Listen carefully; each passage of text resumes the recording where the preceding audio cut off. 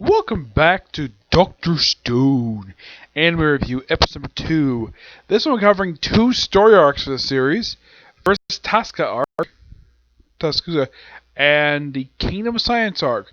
The first arc I'm covering is episodes 3 through 5, which also starts the Kingdom of Science arc. This covers chapters 5 through 12. Yes, covering 8 chapters, in about 3 episodes, which that's quite something for the series to do. Especially since the first 2 episodes covered the first 4 chapters of the manga. This one kind of picks up where the last left off, where Tsukasa reveals that, he's going to kill all the adults and just start his own thing. So, Tsukasa's like, nah, I'm not interested. I'm against that. So, he along with Tojiro, which he figures about the revival formula, and then he decides to just take him and just run away, go to the cave to get the thing. So they run away. They revive Yuzuka, Tojiro's love interest. So they revive her. Well, first before they revive her, they put some clothes on her, which she's practically naked. Of course, he had this funny thing where he sort of almost pokes Tojiro in the eyes, which I thought was quite hilarious. Okay, so they revive her, and of course Tojiro's so happy to see her, and she thinks that Tojiro was the one who came up with this, but nope, it was Senku. So she's back revived. So they basically decide to almost run away to a nearby town that they used to go to, where they go to the hot spring, and of course see that a statue of Buddha still there, though it's a little more intact than it was in the manga. Manga was actually partially. It was a little more, let's just say, a little more damage than it was in the manga. I don't mind this change, it's perfectly fine. It's oh, cool, it's still standing. And Sengoku's well, it's standing because it's made of copper. Actually, no, it's made of bronze. That's the reason why it's able to stand. So, they just have a hot spring, which they have to go to. So, they have the two basically kind of their own separate thing. And Tojiro basically says that even though the Asuka does remember, he says, yes, she does. He says, okay, I'm going to hold off on telling you what I was going to say until the whole world has been revived, which who knows how long that be. And she doesn't have a problem with it at all. She doesn't mind waiting. I mean, after all, she waited over 3,700 years, so why not another year or two longer, give or take. So they basically also make rummage in the lab, and then of course Totoro somehow catches up with them while they're doing an experiment via using explosives. Of course, Sengoku sees distance. There's basically sort of a smoke. Maybe there's a nearby village for people who actually are living in modern in that present day. And of course, Totoro shows up, and he basically holds Yutaro hostage. Of course, Totoro is getting more supplies. Says, I'll let her go if you tell me to revive her. He's like, nah, and he goes, she's nothing to me. And he's about to kill her, and then he just gives us the formula anyways, which is just sulfuric acid and alcohol. That's simply what red fuel is. And he's like, okay, can you promise me you not bring back my other science? He's like, nah, I'm not giving it up. So he says, if you're going to kill me, just do it quickly. Do it in one shot. He's like, okay. Basically, he says he's going to snap his neck via just below the jawline. That should instantly kill him. And that kind of does. And of course, Tojiro basically knows he's not going to directly hit the Totoro, so they basically create a smoke screen for them to escape.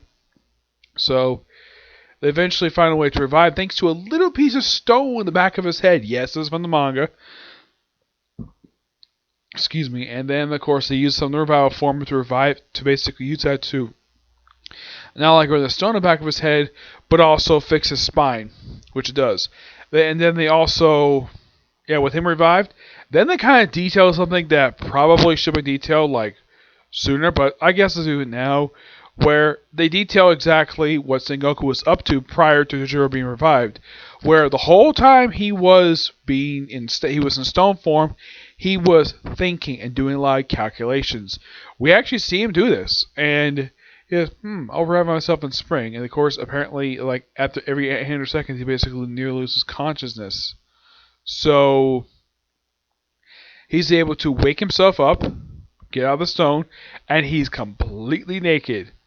And of course, monkeys are like, "Oh, look, a shiny human." Of course, you hear monkeys talk. So he makes up a leaf apron, and eventually he decides to form sort of a investigation. Now he decides to do. He needs to do many things. First, one thing he needs to do: get some clothing. Another thing, investigate the.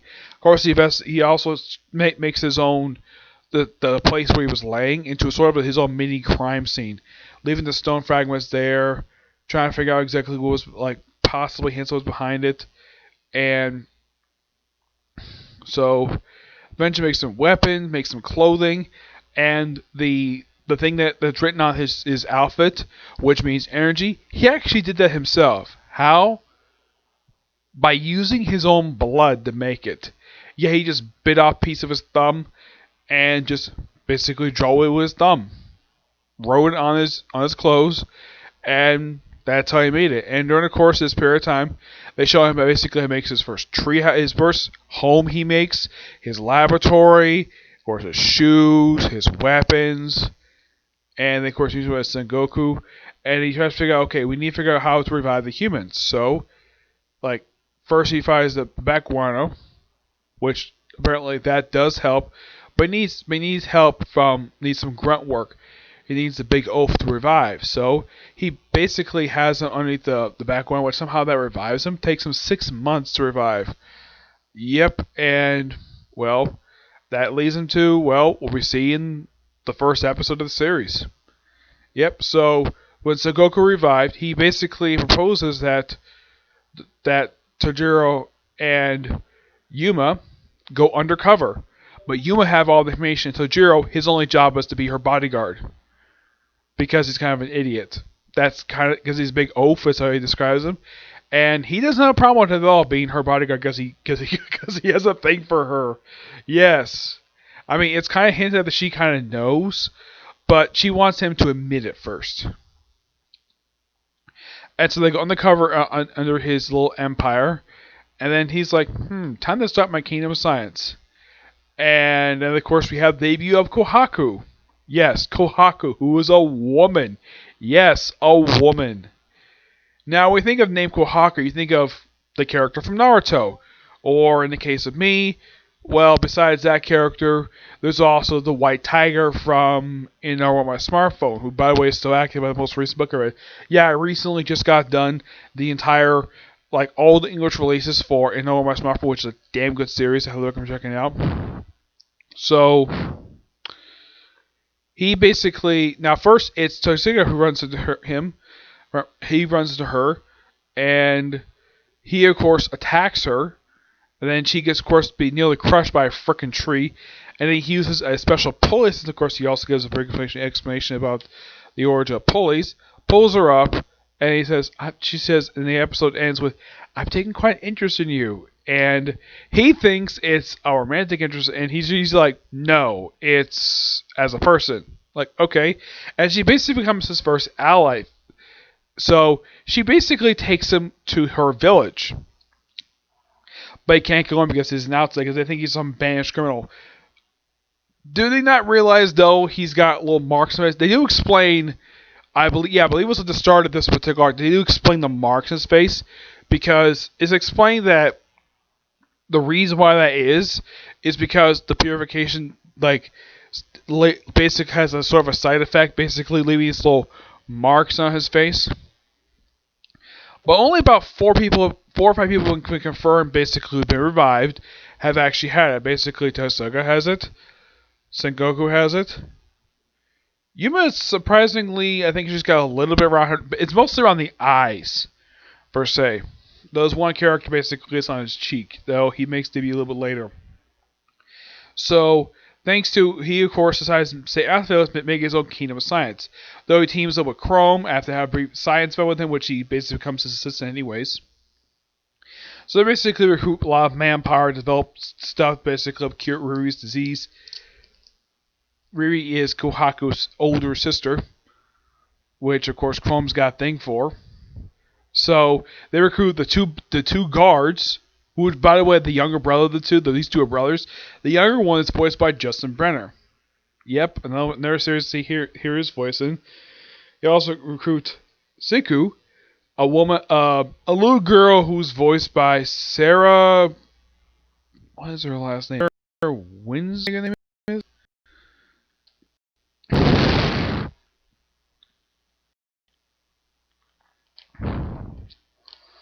Sarah Winderhoff. Yeah, it's always great to hear this woman's voice because the woman's one fantastic voice actress. A lot of the time, she voices usually a woman with a very charming personality who's sort of has a very bubbly personality, and also there's also recurring jokes about whenever, with the exception of one character she's voiced. Some of the characters I've heard her voice, the recurring joke is she's got a big chest. Yeah, and the fact that I remember in one series that she was in, I think it was How Not the Seven Demon Lord, where one of the characters kept poking fun of the fact she's fat in her poking fun of her breast, or they do it also in Miss Kobayashi's Dragon Maid. Yeah, but here, no, she's a little girl, and when they take off her, she's basically got a watermelon on her head. The reason why, of course, she thinks is fuzzy sickness. Nope, she's nearsighted. Yeah, so basically, they need to invent glass to help cure Riri's disease. So they have to get certain minerals like sulfuric acid, which they have to go to a sort of a almost like a volcanic area near hot spring. So to get that, he has to make a gas mask. Yep, making this world's version of a gas mask. Though he gets some particular stuff to make it. He also takes the time. Of course, he also mentioned to make a gun. So he makes sort of a mini bomb.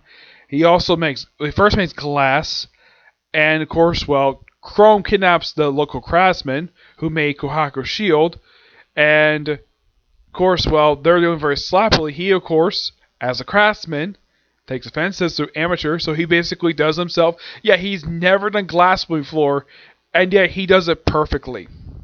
They make light bulbs. They make pretty much special glasses for Siku, and of course, they also make glass to make beakers. Yeah, make glass beakers. So, this is part of the process, of course. Before all this, they make electricity thanks to making a generator. This, of course, they had a debut of a interesting character. Where is it? Yeah. He also makes his debut when they also basically makes ramen. Yes, frick ramen.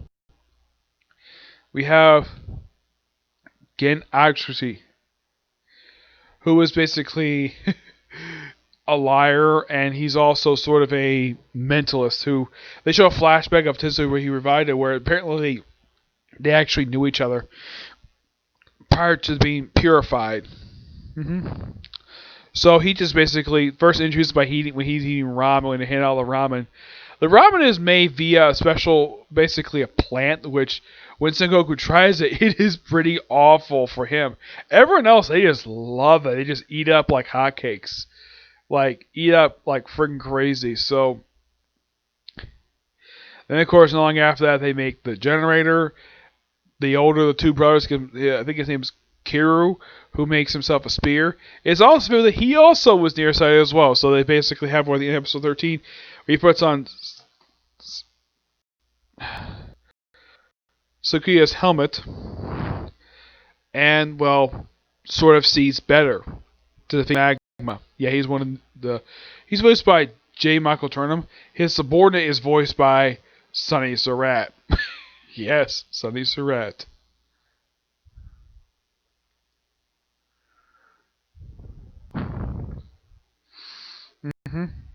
Yeah. Now I should point out though, Kohaku is voiced by Francina Agley. Yeah, I've heard her in about 19 series now.